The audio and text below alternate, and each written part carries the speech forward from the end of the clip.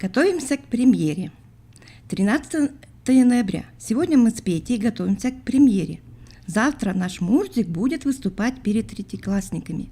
Мы волнуемся, а ему хоть бы что.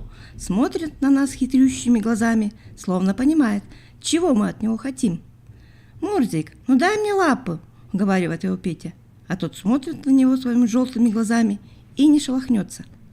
«Подведет он нас, Вася, как пить дать подведет», — тревожно говорит Петя. «Он ведь ведет себя, как обычный дворовый неблагодарный кот». И тогда этот хитрец этаким макаром подает лапу мне, потом Пете, словно говоря: «За меня можете не беспокоиться», равнодушно отворачивается от нас, давая понять, что репетиция окончена, что ему хочется побыть одному, поразмыслить о том, о сём. Подпись Вася.